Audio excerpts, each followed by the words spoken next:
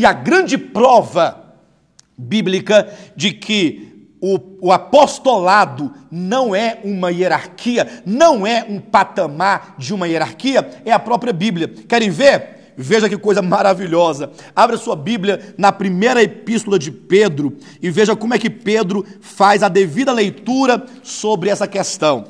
Capítulo 1 da primeira epístola de Pedro, versículo 1. Veja como é que Pedro, ele se coloca, ele se apresenta à igreja dizendo: Pedro, apóstolo de Jesus Cristo aos eleitos de Deus. Eu pergunto, de acordo com este capítulo e este versículo, neste livro, 1 Pedro capítulo 1, versículo 1, Pedro tem qual função? Qual é o ofício? Nos é dito, Pedro, apóstolo de Jesus Cristo. Glória a Deus, porque Pedro, ele próprio se identifica como sendo apóstolo.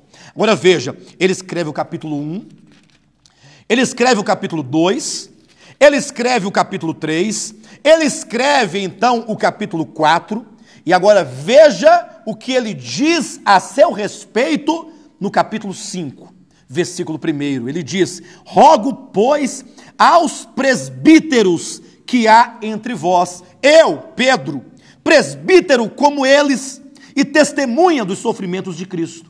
Ora, alguém pergunta, mas Pedro, não há uma contradição? Você no capítulo 1 falou que era apóstolo de Cristo e agora no capítulo 5 você diz que você é presbítero. Afinal, Pedro, você é presbítero ou você é apóstolo? Nos dias de hoje, meus queridos irmãos, aqueles que se chamam apóstolos podem, eu pergunto, ao mesmo tempo serem chamados de presbíteros? Eles dirão não, porque isso é voltar, isso é retroceder na hierarquia que os homens criaram, que os homens inventaram. Mas na Bíblia Sagrada não há nenhuma dicotomia. Presbítero e apóstolo, ou o presbitério e o apostolado podem muito bem estar numa única pessoa. Sabe por quê? Porque o presbitério e o apostolado não são hierarquias que competem uma com as outras, mas são ofícios que são harmônicos. Porque os presbíteros são os pastores de igrejas locais. Assim como bispo são pastores de igrejas locais, assim como pastores são pastores de uma igreja local. E nesse ponto há um outro problema também nos dias de hoje, porque hoje em dia dizem que o presbítero não é pastor, o pastor não é bispo, como que cada um desses nomes fosse uma hierarquia diferente. Será isso mesmo? Abra sua Bíblia no livro de Tito, em nome de Jesus, no capítulo 1, veja como é que o apóstolo Paulo coloca essa questão do presbítero e do bispo. Veja, Tito, carta de Paulo, capítulo 1, versículo 5 em diante. Por esta causa te deixei em Creta, para que pusesses em ordem as coisas restantes, bem como em cada cidade constituísses presbíteros, conforme te prescrevi. 2 pontos.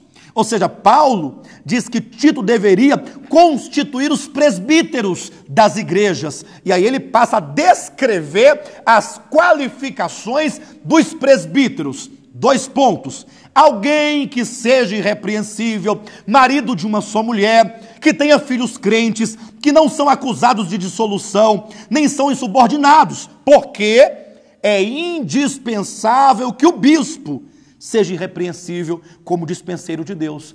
Ora, mas ele está falando dos presbíteros, de repente diz que é indispensável que o bispo seja irrepreensível?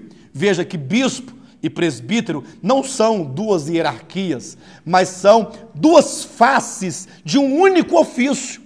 Não há esse negócio de o presbítero estar abaixo do pastor, que está abaixo do bispo, que está abaixo do apóstolo. Não, são ofícios que devem ser entendidos como funções que Deus designou para cumprir com a vontade de Deus, não como hierarquia. Está lá em Atos capítulo 20, versículo 28, quando o apóstolo Paulo, reunindo os presbíteros da igreja de Éfeso, declarou: Deus vos constituiu bispos para pastoreardes o rebanho de Deus. Bispo não foi feito, não é constituído para cuidar de um grupo de pastores, não é feito para servir a política, servir a população no Congresso Nacional ou no Senado Federal. Não! Bispos são pastores. aquele que cuida do rebanho. Haja vista que são prismas diferentes. O pastor que pastoreia, o bispo é aquele que, estando no meio do rebanho, ele observa a boa ordem do rebanho, porque ele está habilitado na palavra, ele está constituído da palavra, e então ele verifica se a igreja está andando na sã doutrina, se ela está trilhando o caminho da verdade, ou se porventura ela não está sofrendo influências das heresias e dos lobos vorazes que procuram destruir a igreja de Cristo. Portanto, os apóstolos, biblicamente falando, ou o apostolado, não é uma hierarquia. Pedro, em Jerusalém, era presbítero, porque na sua igreja, onde ele congregava, ali onde ele morava, ora, na sua igreja, ele era um bispo, ele era um presbítero, era um pastor, era alguém que cuidava ali do rebanho de Deus. Porém, quando ele saía para uma obra missionária, para o campo, para atender o ide por todo o mundo e pregai o evangelho a toda criatura, aí sim, nesta missão, ele é apóstolo. Haja vista que a palavra apóstolo quer dizer enviado. Ele não poderia ser enviado dentro da sua própria igreja. Hoje em dia as pessoas não saem de suas igrejas e são chamadas de apóstolos. Sabe por quê? Primeiro, por ignorarem o que significa a palavra apóstolo. Segundo, por verem o apostolado como uma hierarquia, aquele que está acima de todos os demais que vêm abaixo dele. Mas isso não está de acordo com a revelação. É preciso que nós entendamos biblicamente essas coisas. Se você quer servir a Deus e você então quer edificar uma igreja que seja a igreja de Cristo à luz da sua palavra, você precisa abandonar todo sofisma, todo engano e toda tradição que não procede da palavra de Deus, para então você enquadrar-se unicamente na revelação da palavra de Deus. Os apóstolos, eles estão intimamente ligados e relacionados à palavra de Deus. Não é uma hierarquia. É alguém que tem um envolvimento com a palavra de Deus, e não somente esse envolvimento, mas tem uma compreensão profunda da Escritura, porque ele lança fundamentos. E não somente compreensão profunda, mas sobretudo, ele como apóstolo é um enviado de Cristo. Eu pergunto aos apóstolos dos tempos de hoje: Jesus Cristo enviou algum ou alguns de vocês para alguma obra de ministrar a sã doutrina, o Novo Testamento, revelar o mistério de Cristo, revelar o mistério que é a igreja, revelar a economia de Cristo, para que a igreja agora não venha mais perder o seu tempo ou se perder em tantas campanhas de sal, de óleo, de rosas, de lenços e de Poço de Jacó e Chaves da Vitória, para que a igreja não venha se extraviar pelo caminho do erro, pelo caminho do pragmatismo, pelo caminho do triunfalismo,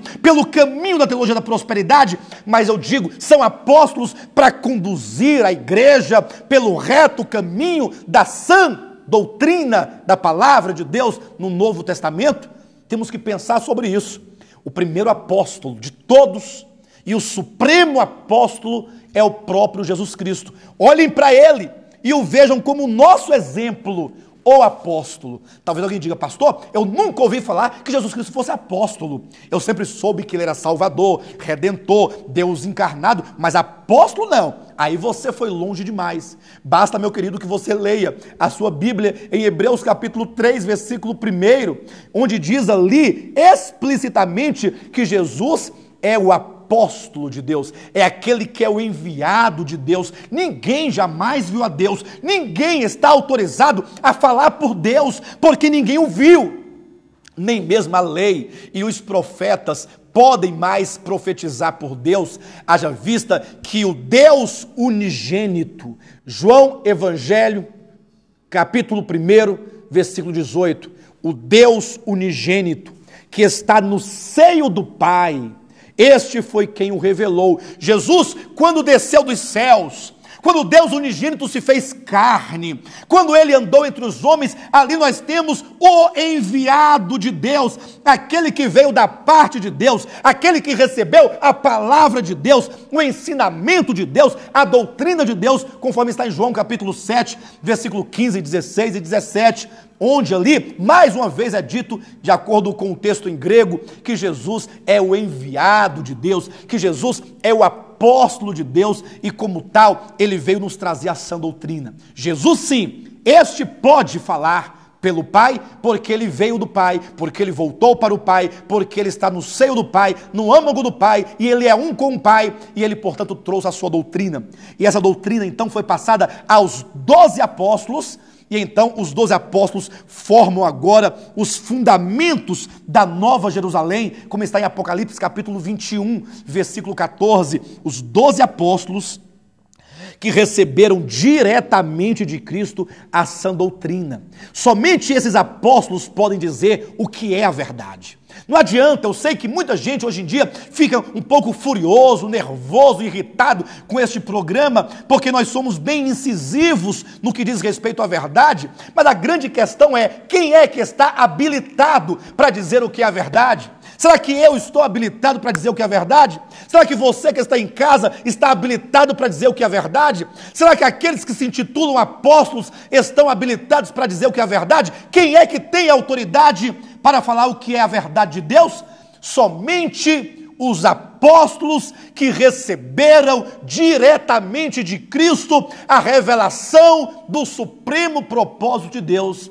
E, portanto, eles, os apóstolos, nos legaram o Novo Testamento, 27 livros, Mateus, Marcos, Lucas, João, Atos, Romanos, Coríntios, Efésios, Gálatas, até o Apocalipse. 27 livros, a sã doutrina, como diz em Atos capítulo 2, versículo 42, que a igreja do primeiro século, a igreja primitiva, esta sim, perseverava na doutrina dos apóstolos.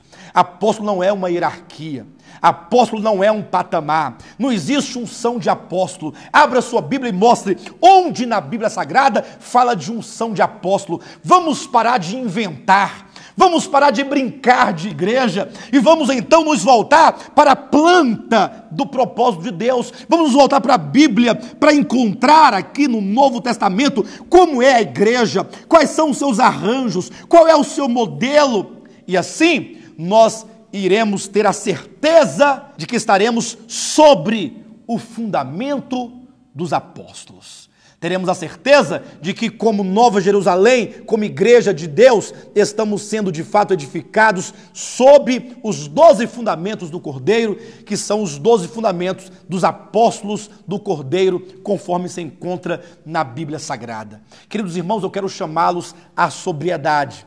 Eu sei que hoje em dia há uma confusão muito grande, há um conflito. Eu sei que essas mensagens, elas geram conflito dentro de você, mas o objetivo não é deixar você nervoso, não é fazer você torcer o nariz. Não é esse o objetivo. O objetivo desta ministração, deste programa de Volta à Palavra, é te convidar a pensar, a parar de tanto movimento, de ouvir tantas vozes, de tanto barulho, de tanto movimento, de tanto repleplé, e então falar, eu quero repensar, eu quero refletir, eu quero rever os conceitos bíblicos sobre Jesus, rever os conceitos bíblicos sobre a obra de Cristo, sobre o propósito de Cristo, sobre a igreja de Cristo, para que, meu irmão, você não venha gastar o seu tempo com tantas coisas vãs, coisas inúteis, coisas que não promovem a edificação do corpo de Cristo.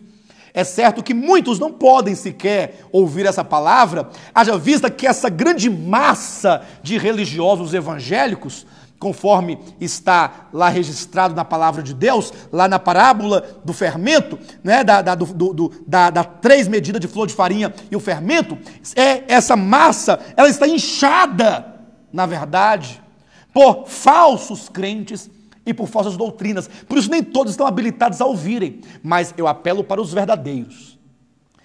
verdadeiros filhos de Deus, você que ama Jesus Cristo, Para um pouco de tanto modismo, de tanto barulho e volte-se à Escritura Sagrada em o nome de Jesus.